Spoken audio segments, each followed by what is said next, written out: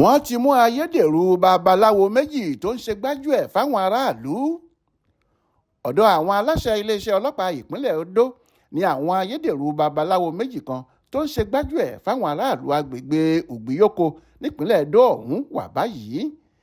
ẹ̀sùn táwọn agbófinró ìlú náà fi kàn wọ́n ni pé wọ́n ń parọ́ bàǹtàbàǹtà fáwọn ìyàwó ilé méjì kan pé àwọn máa bá wọn yanjú òkè ìṣòro tí wọ́n ní, wọ́n sì gbowó ńlá lọ́wọ́ wọn láì ṣe ohun tí wọ́n ṣèlérí rẹ̀ pé àwọn máa ṣe fún wọn. orúkọ àwọn babaláwo méjì ọ̀hún ní ọ̀gbẹ́ni Lukman Ganiyu ẹni ọdún méjìdínlọ́gbọ̀n àti ọ̀gbẹ́ni Òjó Olúwaṣeun ẹni ọdún méjìdínlógójì. Aláròyé gbọ́ pé àwọn ìyàwó ilé méjì táwọn oníṣẹ́ ibi ọ̀hún lù ní jìbìtì ní abilékọ Joy Ahiobare àti abilékọ Ijeoma Blessing Kalu.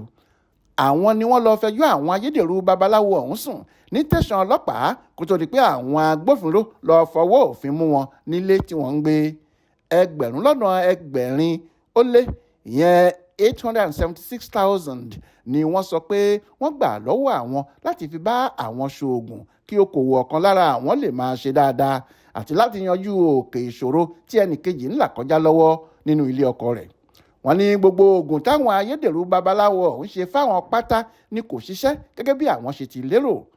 nígbà tí wọ́n sì lọ bá wọn pé kí wọ́n dá owó tí wọ́n gbà lọ́wọ́ àwọn padà nítorí pé oògùn tí wọ́n ṣe fáwọn kò ṣiṣẹ́, ṣe làwọn babaláwo ọ̀hún dẹ́rù bà wọ́n pé kò sówó kankan táwọn máa dá padà fún wọn àti pé báwọn ìyàwó ilé ọ̀hún bá gbìyànjú láti lọ fọ̀rọ̀ ọ̀hún tó àwọn agbófinró létí àwọn máa pa wọ́n dànù ni.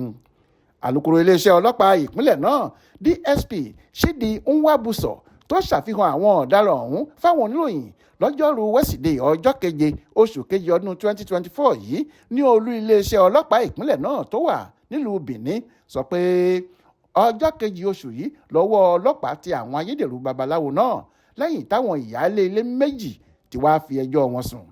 alukoro ní oògùn pé kí okòwò ọ̀kan lára àwọn ìyáálé ilé ọ̀hún lè máa lọ síwájú sí ni wọ́n bá lọ nígbà tí ìyàwó ilé kejì ń kojú òkè ìṣòro nílé ọkọ tiẹ̀. àwọn ayédèrú babaláwo ọ̀hún gbowó ńlá lọ́wọ́ wọn, wọ́n sì ṣèlérí fún wọn pé àwọn máa bá wọn yanjú òkè ìṣòro tí wọ́n ní, ṣùgbọ́n èyí tí wọ́n ìbá fi ṣíkà àdéhùn tó wà láàrin wọn, wọn kò ṣe ojúlówó oògùn táwọn ìyáálé ilé ọ̀hún bá wá síwájú wọn fún wọn. bẹ́ẹ̀ ni wọ́n tún ń dúkookò mọ́ wọn pé àwọn máa pa wọ́n bí wọ́n bá sọ ohun tó wà láàrin àwọn méjèèjì ìfẹ́ nìkankan. ẹgbẹ̀rún lọ́nà ẹgbẹ̀rin ó lé àádọ́ta 850,000 ni wọ́n gbà lọ́wọ́ abilékọ Joy Ahiobare tó fẹ́ ṣògùn pé kí okòwò rẹ̀ máa lọ síwájú sí i nígbà tí wọ́n gba ẹgbẹ̀rún lọ́nà mẹ́rìndínlọ́gbọ̀n lọ́wọ́ abilékọ Ijeoma Blessing Kalu láti bá yanjú òkè ìṣòro tí òun ní nílé ọkọ. gbogbo ayédèrú oògùn táwọn babaláwo ọ̀hún lò láti fi halẹ̀ mọ́ àwọn ìyàwó ọ̀hún ni àwọn ọlọ́pàá kó lọ́dọ̀ wọn tí wọ́n sì fọwọ́ òfin mú wọn. ṣá o nígbà tí ọ̀gbẹ́ni Ganiyu Lukman ọ̀kan lára ayédèrú babaláwo náà tó jẹ́ ọmọ bíbí ìpínlẹ̀ Èkìtì máa sọ̀rọ̀, ó ní lóòótọ́ ayédèrú babaláwo ni mí, ẹgbẹ̀rún lọ́nà igba ó lé díẹ̀ 236,000 naira ni mo gbà lọ́wọ́ ọ̀kan lára àwọn ìyáálé ilé ọ̀hún láti bá a fi yanjú òkè ìṣòro ẹ̀. ọjọ́ 16 oṣù kínní ọdún yìí ni mo dé sílùú yìí tọ́wọ́ àwọn agbófinró sì tẹ̀ mí lọ́jọ́ 2 oṣù kejì ọdún yìí. ọ̀kan lára àwọn ìyáálé ilé tó kọ́kọ́ wá bá mi sọ pé kí n bóun yanjú òkè ìṣòro tó ń dojúkọ òun gẹ́gẹ́ bí babaláwo. ìyáálé ilé ọ̀hún ló tún lọ mú ọ̀rẹ́ ẹ̀ wá, ẹni tó mú wá yìí ló sọ pé kí n bóun ṣoògùn owó ṣùgbọ́n tí agbára mi kò ká èyí rárá. alukoro ní láìpẹ́ yìí làwọn máa fojú àwọn oníṣẹ́ ibi ọ̀hún balẹ̀ ẹjọ́ lórí ohun tí wọ́n ṣe náà.